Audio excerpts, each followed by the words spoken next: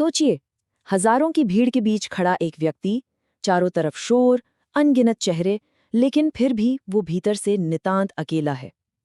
लीलाधर शर्मा पर्वतीय जी के प्रसिद्ध निबंध भीड़ में खोया आदमी के इस विश्लेषण में हमारी ये यात्रा केवल एक शहर से दूसरे शहर की नहीं है, बल्कि ये उस घुटन, उस पीड़ा और उस हताशा का एक बहुत ही जीवंत अनुभव है, जो बेतहाशा बढ़ती आबादी के बीच एक इंसान को अंदर तक पूरी तरह तोड़ देती है।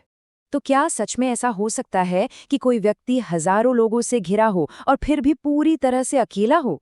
जब हर तरफ सिर्फ चेहरे ही चेहरे नजर आए लेकिन उनमें से कोई पहचान का न हो, तो वो बढ़ता हुआ जनसैलाब एक बहुत ही दम घोटू अनुभव बन जाता है।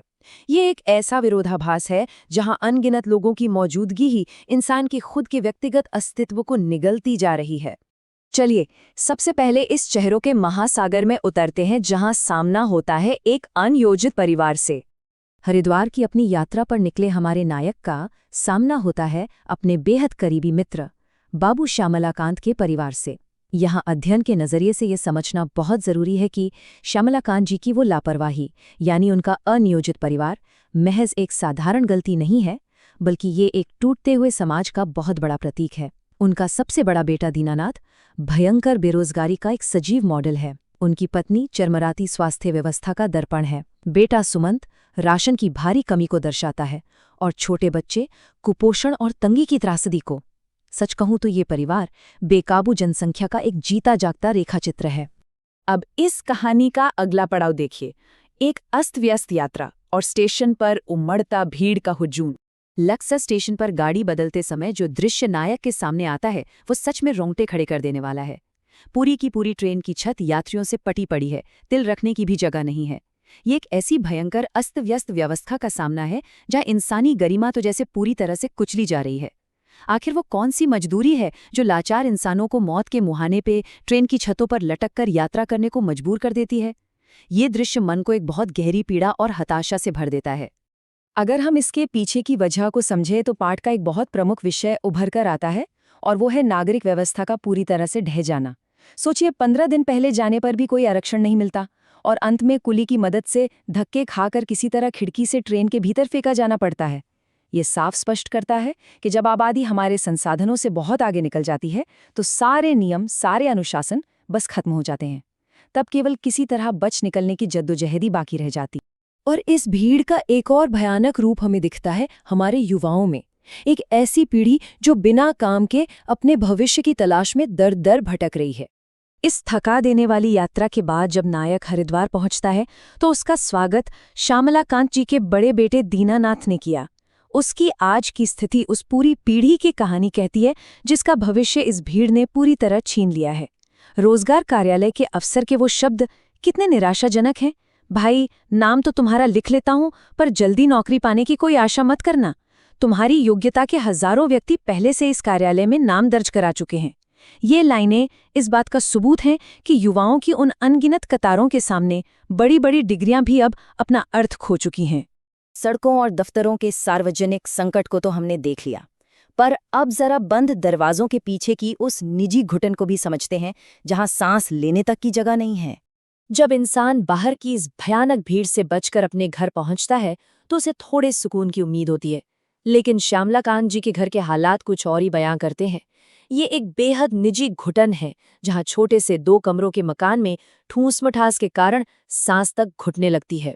उनके मुख से निकले ये शब्द उस भयानक हताशा को सामने लाते हैं। मकान की तलाश में भटक रहा हूं, शहर में चक्कर काट काट कर जूते घिस गए। ये उस बेबस पिता की त्रासदी है जो अपने परिवार के लिए एक अदद छत ढूंढने की जद्दोजहद में अपनी आत्मा तक तोड़ चुका है। यहाँ एक बहुत ही गहरा विरोधाभास देखने को मिलता है ना। एक तरफ शहर पहले की तुलना में कई गुना फैल चुका है, दूर दूर तक नई नई कॉलोनियां बन गई हैं। हम कह सकते हैं कि शहरों का विस्तार हो रहा है, लेकिन दूसरी तरफ इंसानी जगह का सिकुड़ना भी बदस्तूर जारी है। लोग तंग गलियों और ऐसे दमघोटों घरों में रहने को मजबूर हैं जहां सांस लेने तक की जगह नहीं है। ये बढ़ती आबादी का एक सीधा सा दुष्प्रभाव है कि शहर चाहे कितने भी बड़े हो जाएं, इंसान के लिए रहने की जगह हमेशा कम ही पड़ जाती है। और यहीं से शुरू होता है मूलभूत व्यवस्थाओं के पूरी तरह से चरमराने का सिलसिला, चाहे वो स्वास्थ्य हो या राशन का संकट।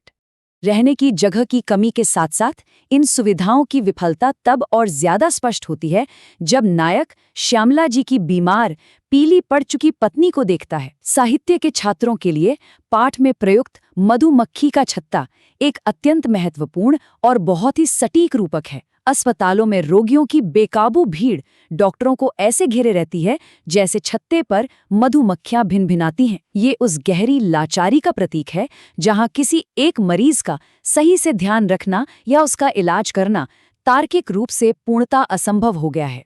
और इसी बीच राशन की दुकान की लंबी लाइन में अपना पूरा दिन बर्बाद करके खाली हाथ लौटे थके हारे बेटे सुमंत का झुंझलाया हुआ स्वर सुनाई देता है। मोहल्ले मोहल्ले में दुकानें हैं, दुकानें पहले से कई अधिक खुल गई हैं, लेकिन फिर भी वो लाइनें खत्म होने का नाम ही नहीं लेती। ये उस पेट चीरने वाली भूख और अभाव का सीधा सीधा चित्रण है जो बेतहाशा बढ़ती आबादी के सामने पूरी तरह से बेबस और असमर्थ है। तो आखिर इस सब के पीछे की मुख्य चेतावनी क्या है? ये पूरे समाज के लिए खतरे की एक बहुत बड़ी घंटी है। श्यामला कांत जी के इस अकेले परिवार के संघर्ष से परे जाकर देखें तो लेखक एक बहुत ही चुभने वाला सवाल उठाते हैं। जब चिकित्सा और परिवहन जैसी सुविधाओं का इतना विस्तार हुआ है तो फिर लोगों की आवश्यकताएं पूरी क्यों नहीं हो रही हैं? उत्तर बिल्कुल स्पष्ट है, सीमित संसाधनों के बीच हमारी बेतहाशा बढ़ती आबादी। कोई भी बीमारी स्वेच्छा से नहीं बुलाता। ये कुपोषण, गंदे और संकीर्ण मकानों का दूषित वातावरण ही तो है जो इन बीमारियों की असल जड़ है।